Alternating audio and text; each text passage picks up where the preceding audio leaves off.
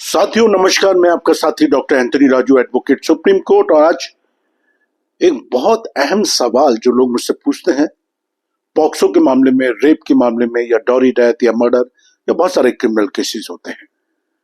और उनका सवाल सिर्फ एक बड़ा सिंपल सा सवाल होता है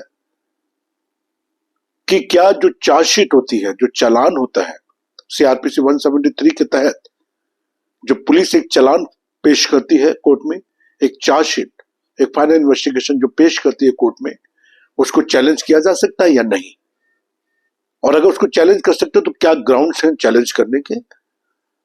और इससे पहले कि मैं इस वीडियो को आगे बढ़ाऊं, मैं आपसे एक बस हाथ जोड़ के विनती करता हूं हमेशा कि चैनल को आप सब्सक्राइब कर लें, लाइक करें, कमेंट्स करें, शेयर करें, बेल बटन दबाएं, जिससे कि जो अहम मुद्दे, देखो साथियों, इस देश की 80% जो लोग हैं उनको कानून की बेसिक नॉलेज भी नहीं है, और जिसकी वजह से वो अपराधों का या अपराधियों का या अत्याचार का शिकार हो जाता है। बड़ी सिंपल सी भाषा है ना। तो आप इसको जरूर सब्सक्राइब करें। मेरा नंबर है 9873005424। और मुझे बहुत खुशी होगी कि अगर मैं किसी तरह से आपकी मदद कर पाया। और घूम के वही आते हैं, बात करते हैं कि अगर कोई ऐसा मामला आपके खिलाफ गढ़ा गया है, मरा गया, चाहे वो पॉक्सो हो, रेप हो, कुछ भी हो, और आपके खिलाफ चार्जशीट बना दी गई है ना, और चार्जशीट कोर्ट में पेश हो गई है, और चार्जशीट पे कॉग्निजेंस ले रही है कोर्ट, और आपको लगता है कि चार्जशीट गलत है और चार्जशीट में कोई एविडेंस ज्यादा नहीं है, या जो चार्जशीट आपकी दाखिल हो रही है इसमें ढंग से इन्वेस्टिगेशन नहीं की गई है, या इम्प्रॉपर इसमें धाराएं लगाई गई, सेक्शन लगाए गए हैं, या आपके किसी फंडामेंटल राइट्स का वायलेशन हो रहा है, या लैक ऑफ जुरिडिक्शंस है, या जो चार्जेस फ्रेम होने जा रहे हैं उसमें एरर है। तो ये कुछ अहम पॉइंट है जिस पे हम चार्जशीट को चैलेंज कर सकते हैं सेशन कोर्ट के सामने, हाई कोर्ट के सामने। और बहुत सारी धाराएं हैं जिनके खिलाफ, जिनको लेकर हम इन चीजों को चैलेंज कर सकते हैं। मैं धाराओं में आपको डालना नहीं चाहूंगा क्योंकि बड़े टेक्निकल पॉइंट है, तो मैं I don't want to put you in धाराज एंड ऑल।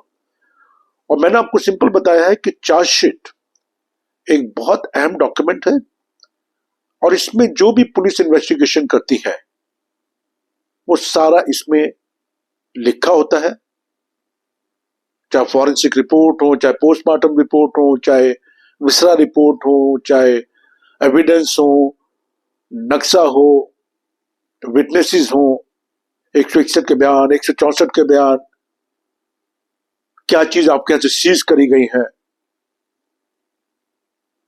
और डॉक्टर्स के बयान, मतलब बहुत कुछ इसके अंदर होता है। और इसी के ऊपर पूरा ट्रायल चलता है। साथ में ध्यान रखना, ये चार्जशीट है जिसके ऊपर पूरा ट्रायल चलता है।